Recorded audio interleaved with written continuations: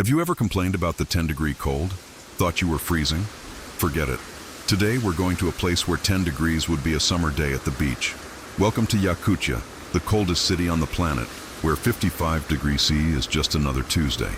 And at this temperature, the laws of physics seem to go crazy. Alright, before we start shattering bananas and making instant snow, we need to do more than just read a number on a thermometer. We need to understand where we are.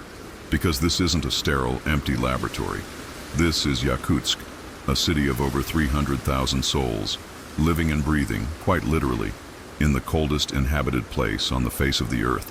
So let's set the stage. Forget everything you know about winter. 55 degrees Celsius. For my friends in the States, that's a bone-shattering minus 67 degrees Fahrenheit. This is a temperature where the cold stops being a feeling and starts being a physical presence. The air itself has a texture, a crispness that feels like it could crack.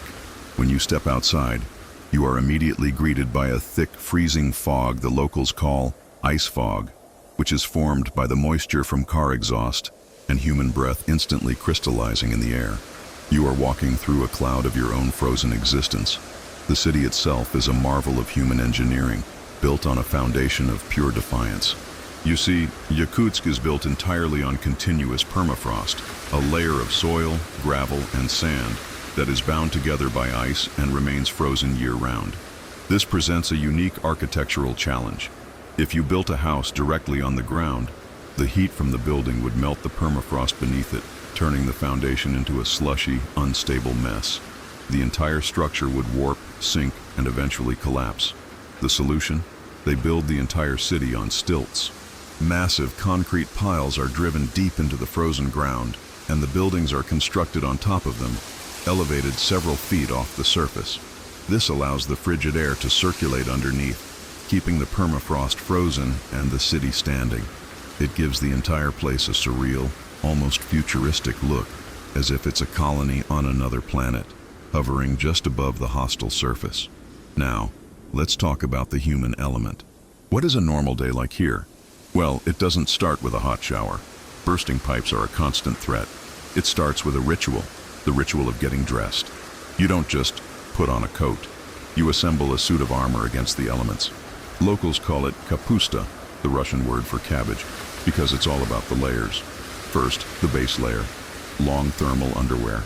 Then, a layer of fleece or wool. Then, another pair of pants, often insulated.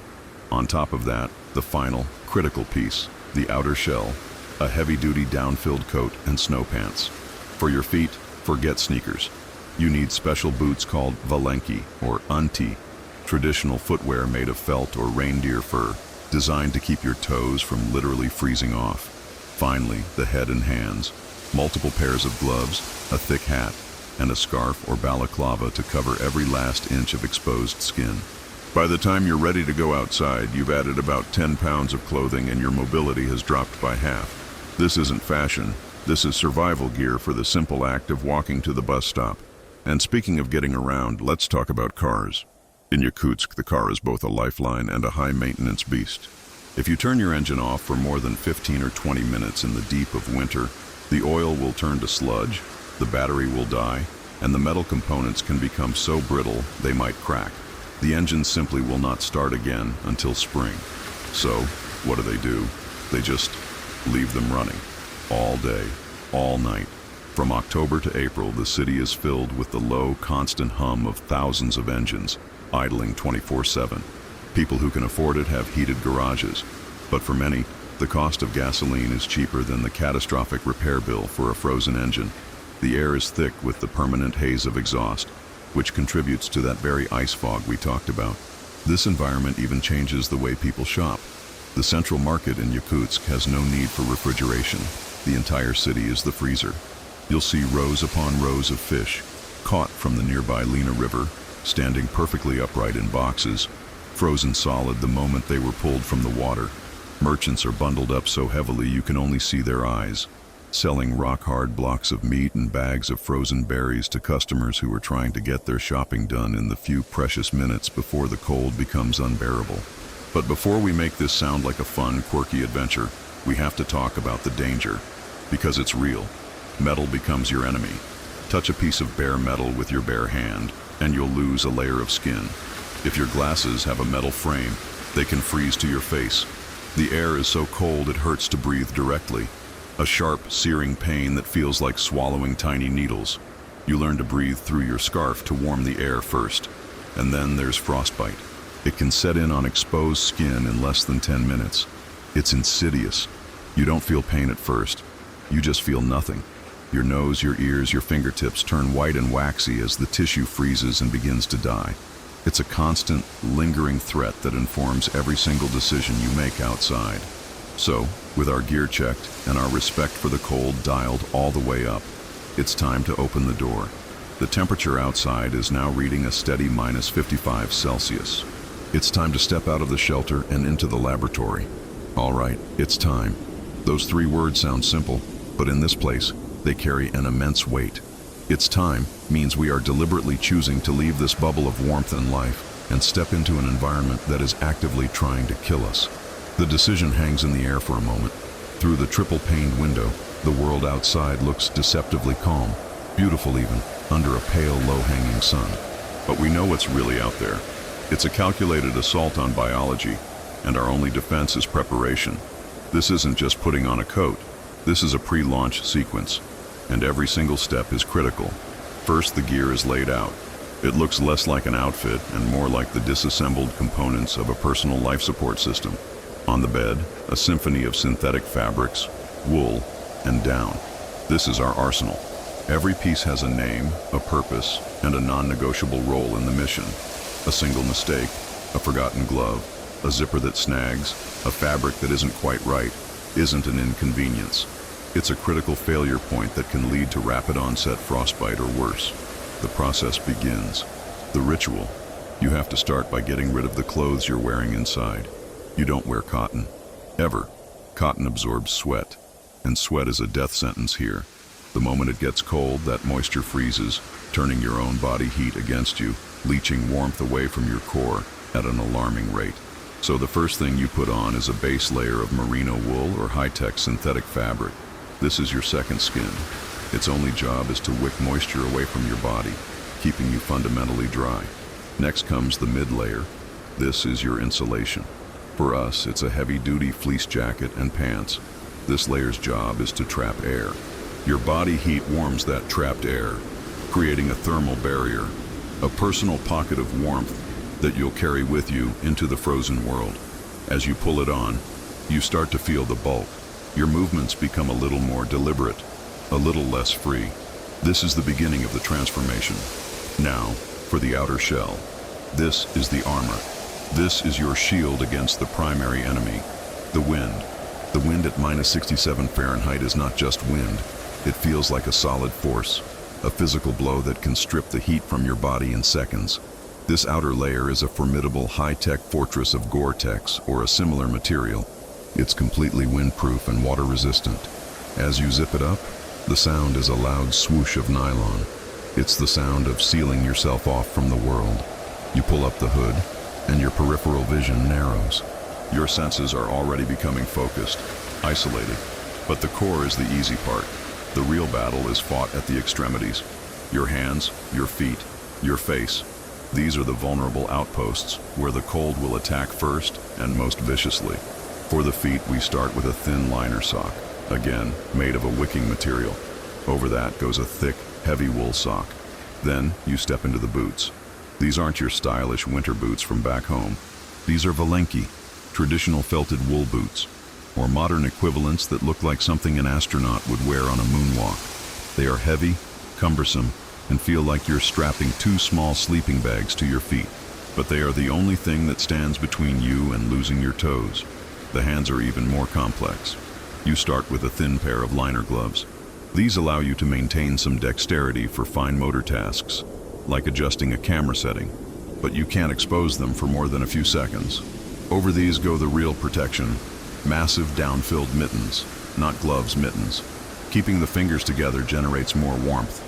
Putting them on is like plunging your hands into pillows, but you lose almost all sense of touch. It's a trade-off, dexterity for survival. Finally, the most vulnerable part of all, the face.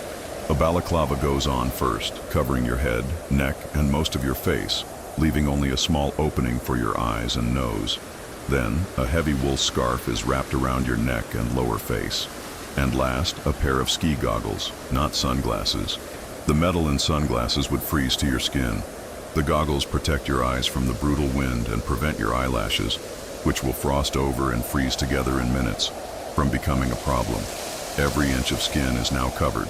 I can feel my own breath, hot and moist, starting to condense on the inside of the balaclava. My body temperature is rising, and I'm starting to feel constricted, almost claustrophobic, trapped inside this cocoon of gear. The tension is palpable. My heart rate is up. This is the moment of truth. You do a final mental checklist, a gear scan, a psychological readiness check. Is everything zipped? Is everything tucked in? Are the spare batteries for the camera safely in an inside pocket, close to my body heat so they don't die in seconds? Is the thermos of boiling water sealed tight? You walk to the door. It's a heavy insulated slab of wood and metal. You can feel the cold radiating from it, even through the layers. The handle is a block of ice. Through the thick material of my mittens, I reach for it. This is the airlock. On this side, life. On the other side, the laboratory. The only thing left to do is to open it. The heavy insulated door clicks shut behind us, and the relative warmth of the indoors vanishes. The world out here is silent, muffled by the snow. The only sound is the faint whisper of the ice fog and the crunch of our boots. This is it. We're in the laboratory. Experiment number 1. The classic, the legend. We're starting with something that seems to defy the laws of physics. We have a thermos filled with boiling water, 100 degrees Celsius, 212 Fahrenheit. Logic would suggest that this scalding hot water would have to cool down significantly before it could even begin to freeze. But logic, as we know it, is on vacation here. On the count of 3. 1, 2, 3. We launch it into the air and it doesn't fall. It doesn't even turn to snow. It detonates. In a split second, the liquid water violently expands into a massive, glittering cloud of ice crystals that hangs in the air before gently drifting away. This is the Mpemba effect cranked up to 11. The extreme temperature difference causes the hot water to vaporize so rapidly, increasing its surface area 1,000,000 times over, that it freezes instantly. A process closer to sublimation than simple freezing. It's not magic, it's physics. But in a place like this, it's impossible to tell the difference. Experiment number 2. From the profoundly beautiful to the profoundly absurd. For this, our scientific instrument is a banana, a perfectly good piece of fruit. We're just going to set it down here on this railing for a few minutes. While it's having its chilling session, we've got a sturdy block of wood and a 3-inch nail. 10 minutes is up. The banana's peel has turned a dark, bruised-looking color, and it feels like a rock. Now, for the moment of truth, look at that. It's a hammer. We just hammered a nail into solid wood using a banana. The sound it makes is just wrong. There's no fruity squish, just a hard, unforgiving thud. The water inside the banana's cells, and fruit is mostly water, has frozen completely solid, turning the entire thing into a rigid potassium-powered demolition tool. I don't think I'll ever look at a fruit salad the same way again. Experiment number 3. Let's move on to household chores. Doing laundry here is an art form, and we're about to find out why. We have a pair of jeans, thoroughly soaked in water. In a normal climate, this would take hours, maybe even a day to dry on a line. Here, watch. We drape it over the line, and the clock is ticking. You can literally see the frost creeping across the denim. In less than 2 minutes, it goes from a limp, wet piece of fabric to a self-supporting ice sculpture. We can stand it up on its own. It's a ghost in denim, a frozen phantom ready to walk away. The water molecules trapped between the cotton fibers have frozen solid, acting like a powerful cement that locks the fabric into place. Forget clothespins. Here, you need a chisel. Experiment number 4. All right, let's slow things down and witness something truly delicate. What happens when something incredibly fragile meets something incredibly brutal? We've mixed up some soap solution, the same kind you'd use to blow bubbles on a summer day. But this is no summer day. Let's see what happens. Watch this. As the bubble floats through the air, it doesn't pop. It crystallizes. You can see intricate, fern-like patterns of ice racing across its surface, like a tiny snow globe being born right before our eyes. It hangs in the air for a moment, a perfect fragile sphere of frozen soap film, before it drifts down and shatters on the ground like the most delicate glass ornament. It's proof that this crushing cold doesn't just destroy, it can also create something impossibly beautiful. Experiment number 5. This might be the most famous, most surreal image to come out of Yakutia, and we had to try it for ourselves. A simple bowl of instant ramen noodles. It's steaming hot, a welcome sight in this landscape. Now for the trick. We lift a forkful of noodles high into the air, letting the steam billow around it. And then, we just let go of the fork, and it stays. The noodles, the steam, the fork, all frozen solid in time, suspended in midair by a web of icy pasta. It's a gravity-defying sculpture created by dinner. The hot broth and moisture on the noodles acted as an instant cement, freezing them to the fork and to each other in seconds. Your food doesn't just get cold here, it becomes a monument to your hesitation. Experiment number 6. Let's escalate. We've seen what happens to fruit and fabric. What about something designed to be tough? Something resilient? This is an old rubber car tire. In normal weather, if I hit this with a sledgehammer, the hammer would just bounce off with a dull thud. But here, the rubber is no longer rubber. The extreme cold has stolen all of its elasticity. It has crossed a scientific threshold called the glass transition temperature, and that means it shatters. It literally explodes into jagged pieces like a pane of glass. This is why vehicles here need special winterized tires made from different compounds. A standard rubber tire becomes a liability, a catastrophic failure waiting to happen on the first pothole. Experiment number 7. Now for an experiment that will send a shiver down the spine of every modern human. The smartphone. Fully charged, working perfectly. Let's just leave it out here on the table and see how long it lasts. You can see the screen is on, battery at 94%. The countdown begins. Look at the battery icon. It's plunging. The liquid crystals in the display are slowing down, creating a ghosting effect. And the battery, 70%, 40%, 15%, and it's dead. Black screen. Total time, just under 2 minutes. The crazy thing is, it's not actually out of power. The chemical reaction inside the lithium-ion battery that generates electricity simply grinds to a halt in this level of cold. The phone has plenty of juice, but it's physically incapable of accessing it. Experiment number 8. For our final experiment, we don't need any props. No noodles, no bananas, no technology. We just need to be alive. All I'm going to do is take a deep breath and exhale. But I want you to listen. Listen closely. Did you hear that? It's not silent. There's a faint, crackling, whispering sound. The locals sometimes call it the whisper of the stars. That sound is the moisture in my own breath, the very proof of my warmth and life, instantly crystallizing into billions of microscopic ice particles the moment it hits the air. That is the sound of the air itself freezing around you, from boiling water that explodes to bananas that build, from clothes that stand on their own to breath you can hear. This isn't a world of magic. It's a world of physics, pushed to its absolute, most brutal, and most beautiful extreme. The heavy door swings open and the world changes. It's not a gradual shift, it's a hard, definitive line. One moment, we are in the contained, predictable world of the indoors. The next, we are standing on the surface of another planet. The air doesn't just feel cold, it feels solid. It's an immediate, shocking pressure on the tiny strip of skin between my goggles and my scarf. The first breath I take is a conscious effort, pulling in air that feels like a razor blade in my lungs. The door clicks shut behind us with a heavy, final thud. We are now officially in the laboratory, and it's time for our first test. In my heavily mittened hand, I'm holding a simple stainless steel thermos. There is nothing special about it, except for what it contains. Inside is about a liter of boiling water, kept at a searing 100 degrees Celsius, or 212 Fahrenheit. I unscrew the cap, and a furious, thick plume of steam erupts into the air, a violent and defiant column of warmth against the crushing, absolute cold. It's a tiny, temporary volcano in a world of ice. This is the heart of our first experiment. A classic, almost a rite of passage for anyone who ventures into the polar extremes. We are going to introduce this boiling water to the minus 67-degree air. Now, your logical brain, the one that operates in the normal world, tells you that this hot water will have a long journey ahead of it before it freezes. It has to cool from boiling all the way down to the freezing point, 0 degrees Celsius. and only then can it begin the process of turning into ice. Common sense dictates that colder water, already being much closer to the freezing point, would obviously freeze faster. But common sense, we are about to find out, has no jurisdiction here.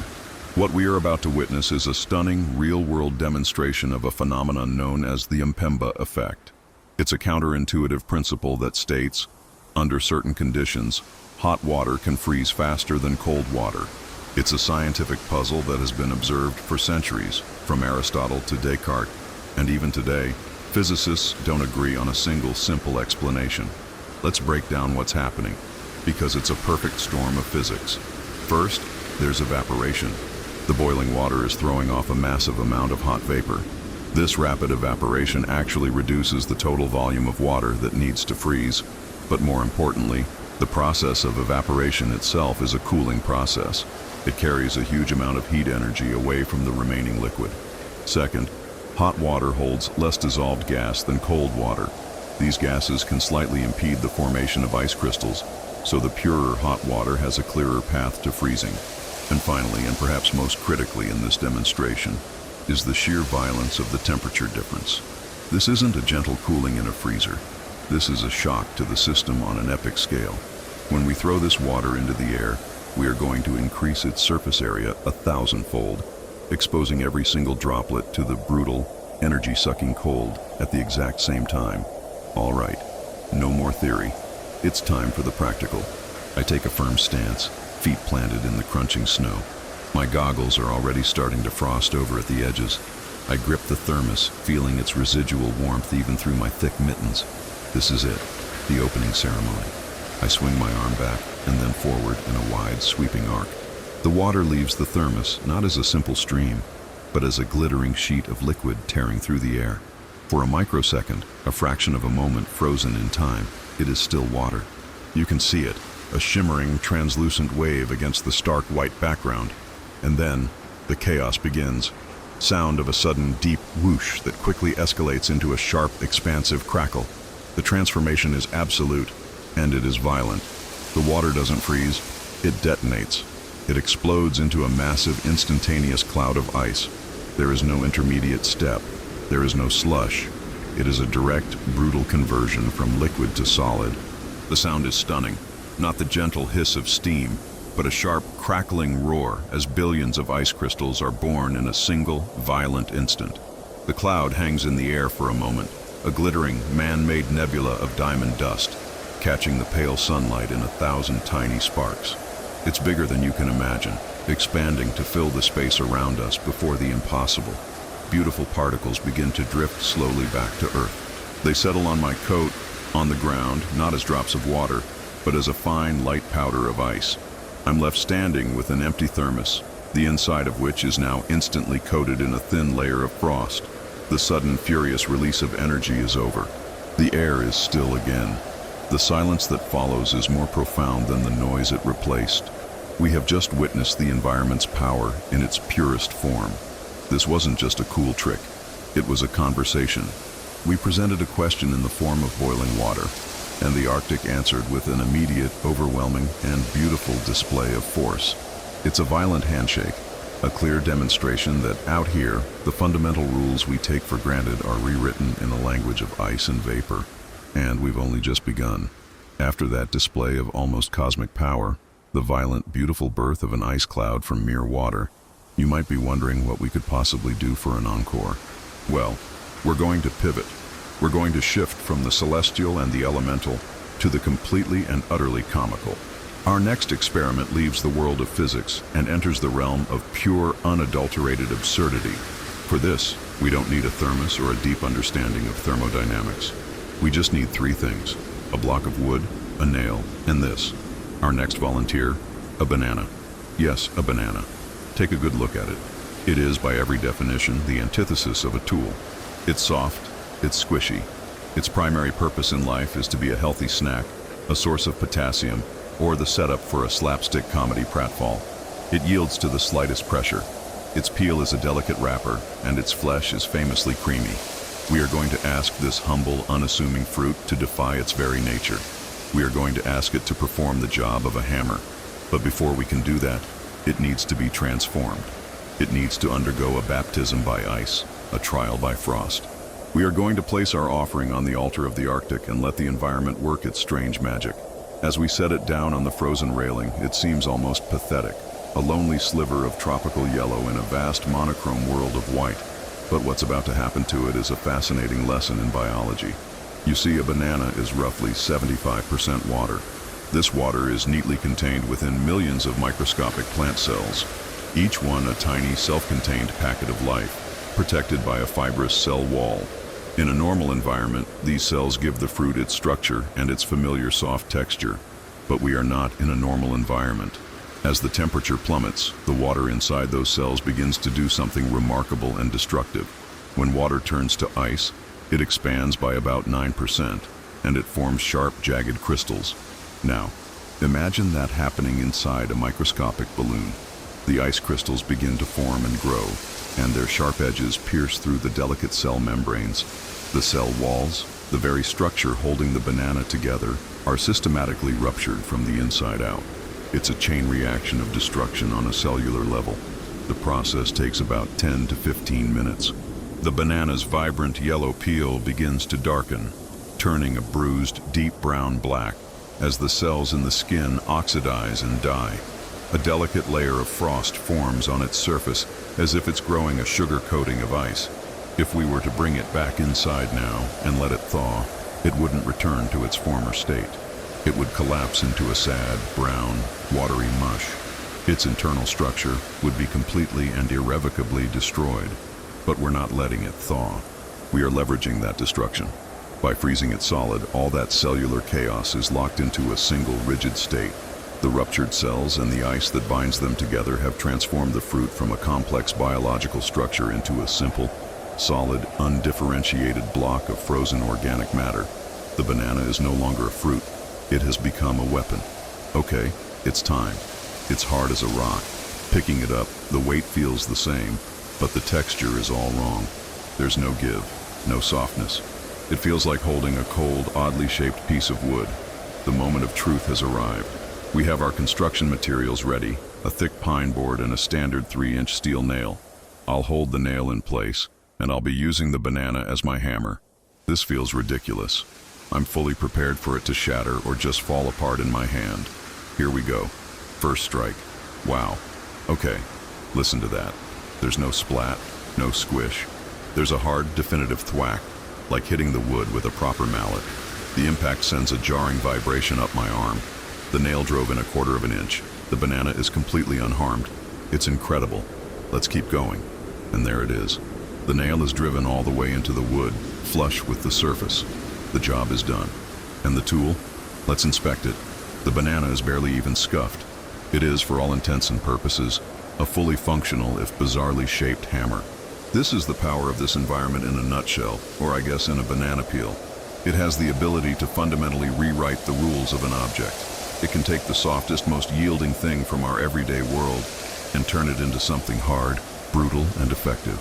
It's a profound and hilarious reminder that in a place this extreme, nothing is quite what it seems.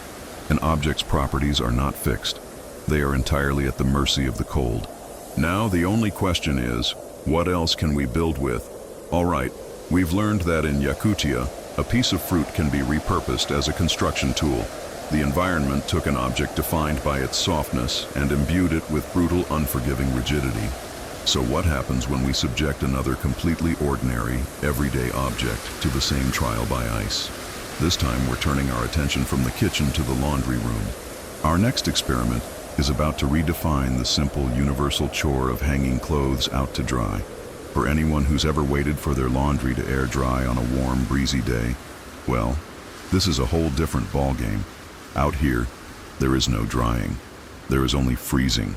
And the result is something far more bizarre and interesting than simply a dry pair of pants. Our subject for this experiment is a classic, a simple pair of blue jeans. Right now, they are fresh from the wash, thoroughly soaked, and completely saturated with water. They are heavy, limp, and lifeless. I can hold them up, and they just hang there, a dripping, shapeless mass of dark blue cotton. They have no structure, no form of their own. They are, in a word, fabric, designed to be flexible, to move with you. We are about to ask them to do the exact opposite. We take this dripping pair of jeans and drape them over a simple clothesline, just as you would anywhere else in the world. But the moment the wet fabric meets the -67-degree air, a profound transformation begins. And to understand what's happening, you have to think about what denim is on a microscopic level. It's a tight weave of countless cotton fibers. When the jeans are wet, water molecules don't just sit on the surface. They work their way deep into the fabric, infiltrating every thread, filling every microscopic gap between the fibers through capillary action. The water is acting as a lubricant, allowing the threads to slide past each other, which is what makes the wet fabric feel heavy and pliable. But the freezing process turns this relationship on its head. As the temperature of the water molecules plummets, they begin to lock into place, forming ice crystals. These aren't just forming on the surface, they are forming within the very weave of the fabric itself. The water goes from being a lubricant to being a form of cement. The ice crystals act like a microscopic rebar, a rigid scaffolding that reinforces the cotton fibers from the inside out. It's no longer just cotton and water. It's becoming a new material entirely, a composite, much like fiberglass, where fibers are suspended in a hardened resin. In this case, our fibers are cotton, and our resin is ice. Watch. It's been less than a minute, and you can already see the change. There is no more dripping. The water is already frozen solid. The jeans are starting to stiffen, a creeping rigor mortis setting in. A fine white layer of rime ice is blooming on the surface, as moisture from the air instantly freezes onto the garment. After about 3 minutes, the transformation is complete. The jeans are no longer behaving like fabric. They have become a solid object. I can tap on the thigh with my gloved knuckle, and it makes a hard, hollow, plasticky sound. The material that was once soft and yielding is now brittle and completely inflexible. But now for the truly surreal part. We carefully unhook the frozen jeans from the clothesline. They don't flop over. They don't bend. They maintain their shape perfectly, as if they're still hanging on an invisible line. And now, the reveal. We bring them over to a flat patch of snow and we stand them up. And they stand, all by themselves. Look at that. It is a bizarre and slightly unsettling spectacle. It's a perfect three-dimensional sculpture of a pair of pants, standing upright in the snow with no visible means of support. It's as if an invisible man just took off his jeans and walked away. The shape is held perfectly. The bend of the knee, the shape of the legs. It's a phantom in denim, a ghost in the machine of the Arctic. You can walk around it, view it from all angles. It's a piece of accidental, temporary art created by the environment itself. This isn't just a party trick. It's a profound demonstration of how states of matter can redefine an object. What was once a piece of clothing is now, for all intents and purposes, a statue. And it gets you thinking, what else could you do with this? You could create an entire wardrobe of these frozen phantoms, an army of empty shirts standing at attention, a ghostly fashion show in the middle of the Siberian wilderness. The possibilities are as absurd as they are fascinating. This experiment perfectly captures the surreal nature of this place.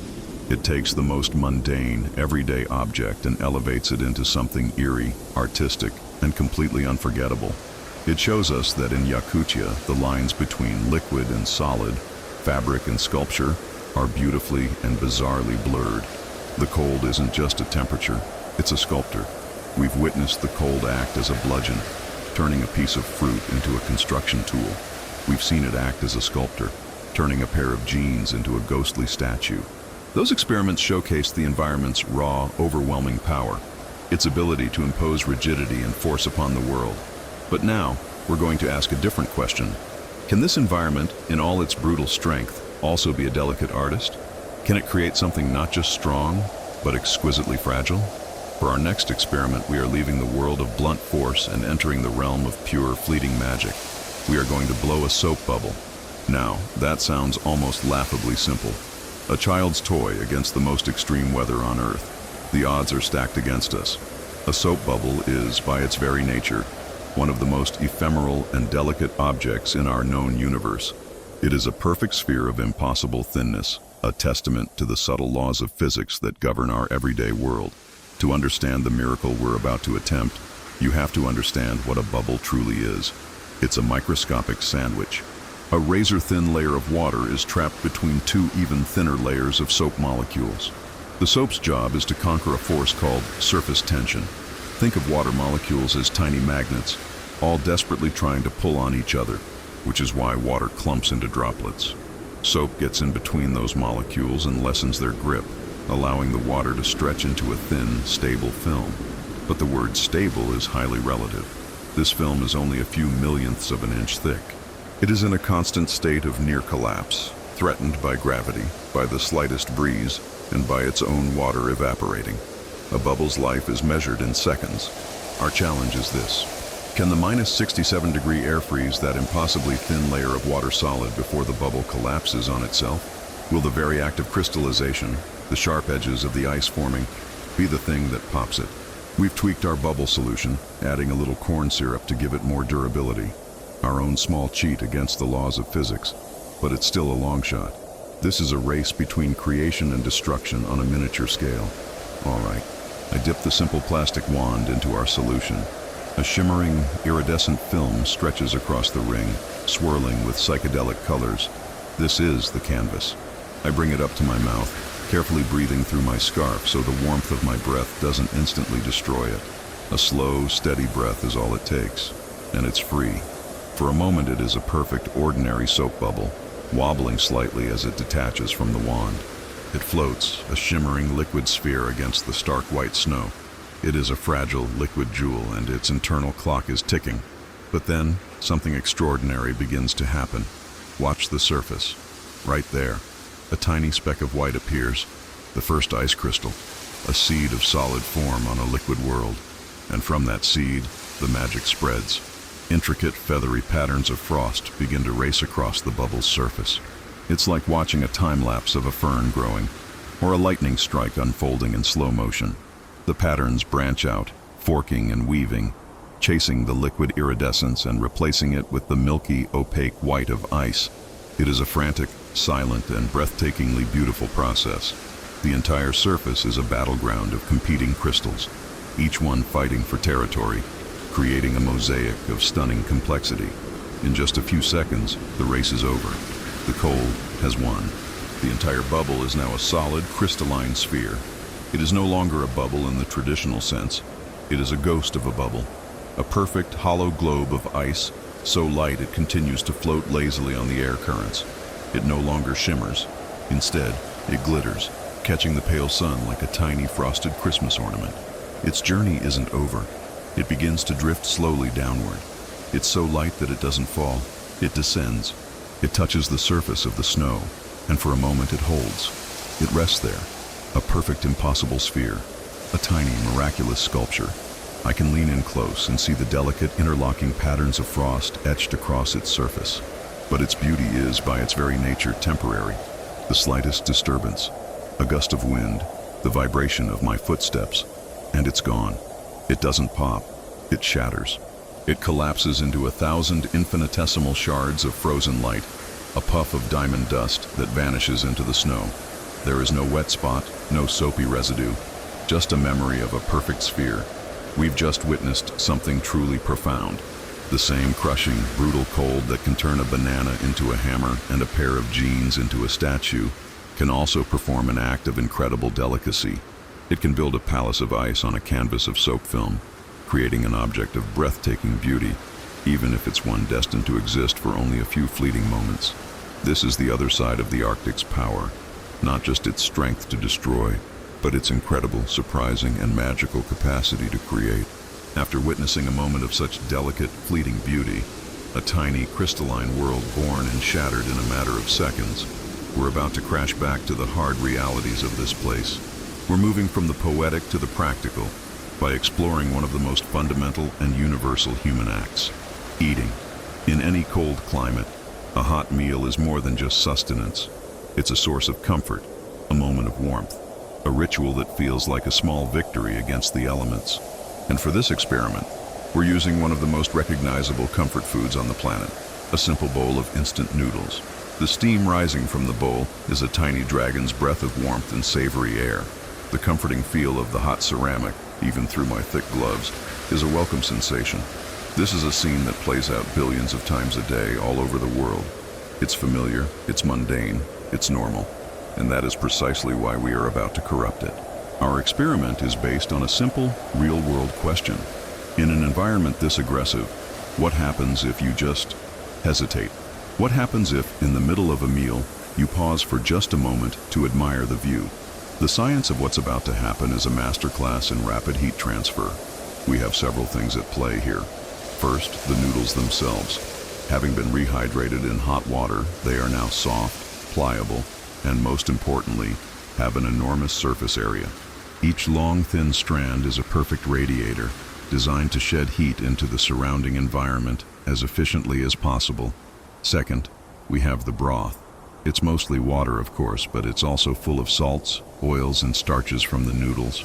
This starchy, slightly viscous liquid is about to become the key ingredient. The air around us, this minus 67-degree air, is a thermal vampire. It is so desperate for heat energy that it will suck the warmth out of any object with shocking, relentless speed. When I lift the noodles from the relative safety of the bowl, I am exposing them to the full, focused fury of the Arctic cold. So, let's begin. The setup is as simple as it gets. I take my fork and I gather a generous portion of noodles, lifting them from the hot broth. The scene is instantly familiar. Steam billows up and strands of pasta hang from the tines of the fork, dripping hot soup back into the bowl. It's a perfect picture of a meal about to be eaten, but I don't take a bite. I just hold it there, suspended in the air, about a foot above the bowl. The transformation begins almost immediately. The first thing you notice is the steam. It thickens. Instead of a soft, gentle vapor, it becomes a dense white cloud of ice fog, clinging to the noodles. You can almost hear it getting crunchy. The dripping slows, and then, after just a few seconds, it stops completely. A droplet of broth hangs from a noodle, frozen in place like a tiny amber bead. The noodles themselves, which were soft and flexible just moments ago, are now visibly stiffening. The graceful, drooping curves are becoming rigid, unmoving arcs. The broth that coated every strand is undergoing a rapid phase change, turning from a hot liquid to a solid. That starchy liquid is becoming an epoxy, a superglue made of soup and ice, locking every single noodle to its neighbor and to the fork itself. The entire structure is fusing into a single solid mass. This whole process takes less than 30 seconds. And now for the moment that defies belief.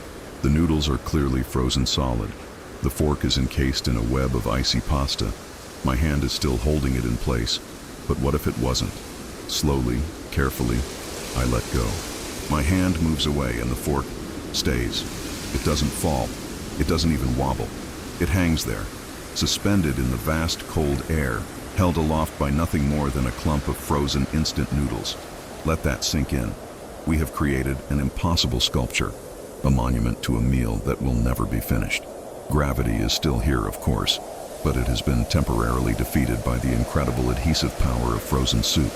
You can gently tap the fork, and it's completely solid, clinking against the frozen noodles. It's a moment of life, the simple act of eating, frozen in time. Literally.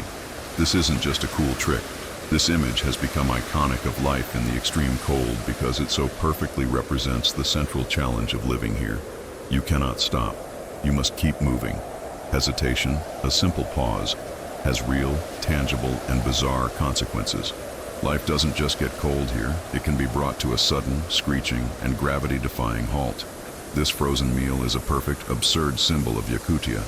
It is a place where the rules are different, where time itself seems to move differently, and where even the most basic, comforting rituals of daily life can be transformed into something strange, wonderful, and utterly unforgettable. Lunch is officially postponed, indefinitely. We've seen the surreal. We've seen the beautiful.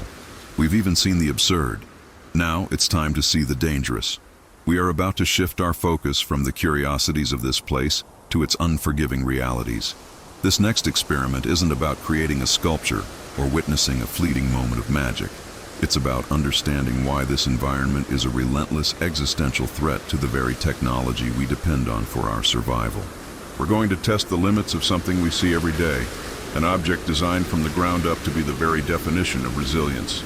A car tire, the humble tire. It's one of the most underappreciated marvels of modern engineering. Think about what we ask of it. It has to support thousands of pounds of moving steel. It has to grip the road in scorching heat and torrential rain. It's designed to be flexible, to absorb the shock of potholes and bumps, and to withstand incredible friction and punishment for tens of thousands of miles. Its very essence is a combination of strength and elasticity. It is the unsung hero of our modern mobile lives, and its secret lies in its chemistry. Rubber is a material known as a polymer. On a molecular level, you can imagine it as a massive, tangled plate of microscopic spaghetti. The long, flexible chains of polymer molecules can slide past and stretch around each other. This is what gives rubber its amazing ability to deform under pressure and then snap right back to its original shape. It's what makes a tire. But every material has a breaking point, and in this environment, that breaking point is not a matter of force, but a matter of temperature. There's a critical scientific concept we need to understand here called the glass transition temperature, often abbreviated as TGE. This isn't a freezing point, like when water turns to ice. It's something far stranger. The glass transition temperature is the threshold at which a polymer's entire personality changes. Above this temperature, the material is rubbery, pliable, and energetic. The polymer chains have enough energy to move and flex. But below this temperature, the molecules lose their kinetic energy. They slow down. They stop sliding. They become locked into a rigid, disordered, and incredibly brittle state. They become, for all intents and purposes, like glass. The standard all-season tire on your car has a glass transition temperature somewhere around -40 to -50 degrees Fahrenheit. That's more than enough for a cold winter day in Chicago or Denver. But here, today, the ambient air temperature is -67 Fahrenheit. We are well below that critical threshold. This tire, this symbol of resilience, is no longer behaving like rubber. Its molecular spaghetti has been flash frozen into a solid, fragile block. Our setup is brutally simple. We have a standard, used car tire, propped up against